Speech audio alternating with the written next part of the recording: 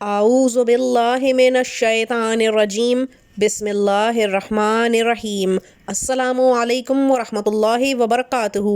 سامعین گرامی، درود شریف کو کسی بھی وقت یا موقع کی قید کے بغیر کثرت سے ہر وقت پڑھتے رہنا چاہیے۔ تاہم بعض مواقع ایسے ہیں جہاں درود شریف کو پڑھنے کی خاص تاکید کی گئی ہے، جیسے نماز کے آخری تشہد میں، قنوت وتر کے آخر میں، نماز جنازہ میں اور خطبہ جمعہ میں بھی۔ ان کے علاوہ بھی بہت سے مواقع ہیں، جیسے حضرت فضالہ بن عبید رضی اللہ تعالیٰ عنہ بیان کرتے ہیں کہ حضور اقدس صلی اللہ علیہ وآلہ وسلم نے ایک شخص کو نماز میں دعا کرتے ہوئے دیکھا، لیکن اس نے حضور اقدس صلی اللہ علیہ وآلہ وسلم پر درود نہیں بھیجا۔ چنانچہ آپ صلی اللہ علیہ وآلہ وسلم نے فرمایا کہ اس نے جلد بازی کی۔ پھر آپ صلی اللہ علیہ وآلہ وسلم نے اسے بلایا اور فرمایا کہ تم میں سے جب کوئی شخص نماز پڑھ لے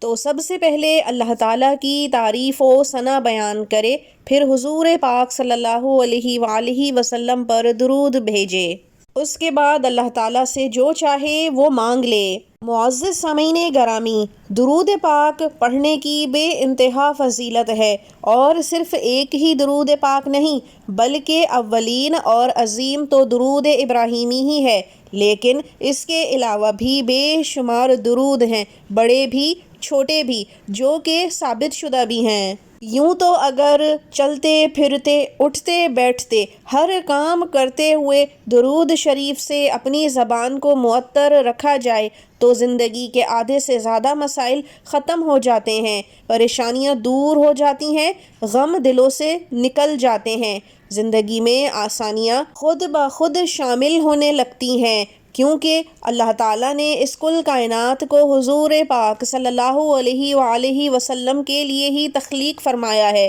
وہ اللہ تعالیٰ کے محبوب ترین ہیں، اور جو ان پر درود بھیجتا ہے اللہ تعالیٰ اس شخص کو اپنے بہت قریب جانتا ہے، کیونکہ خود اللہ تعالیٰ اور ان کے فرشتے بھی آپ صلی اللہ علیہ وآلہ وسلم پر درود بھیجتے رہتے ہیں۔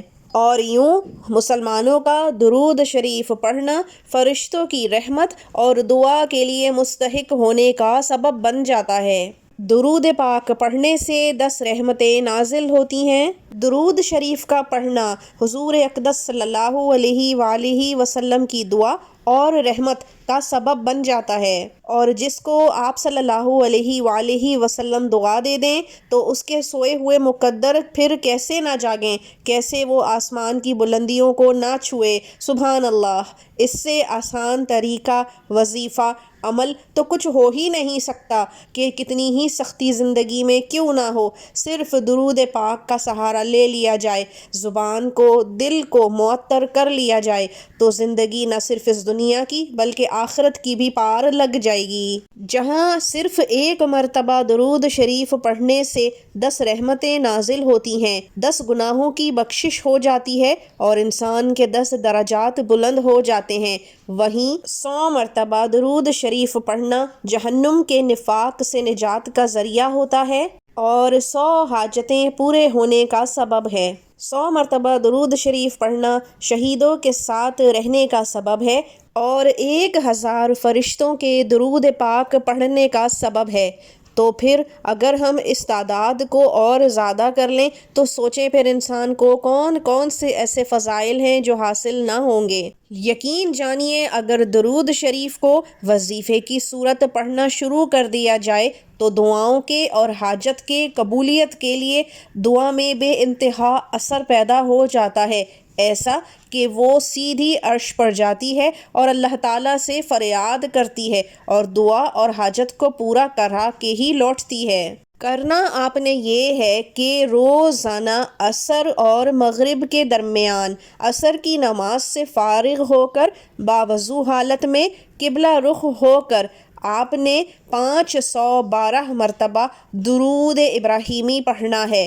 میں جانتی ہوں کہ بہت سے لوگوں کو صحت کی خرابی یا وقت کی کمی، ذمہ داریوں کی وجہ سے یہ وظیفہ بہت لمبا لگے گا، تو آپ چاہیں تو 512 مرتبہ یہ درود شریف بھی پڑھ سکتے ہیں۔ اللہم صلی علی سیدنا محمد وعلی آل سیدنا محمد وبارک وسلم۔ بے شک درود ابراہیمی افضل ترین ہے، لیکن دوسرے درود پاک بھی بہت اہمیت کے حامل ہیں۔ اس کے بعد ہاتھ اٹھا کر اپنے مقصد کے اور حاجت کے لیے دعا کر لیجئے۔ یہ عمل آپ 11 دن ضرور کیجئے۔ آپ کی ہر حاجت، چاہے وہ کتنی ہی بڑی کیوں نہ ہو، ناممکن کیوں نہ لگتی ہو، ضرور پوری ہوگی انشاءاللہ۔ اللہ تعالی ہم سب کو درود پڑھنے کی توفیق عطا فرمائے۔ اگلی دفعہ تک کے لیے اجازت دیجیے۔ اللہ حافظ۔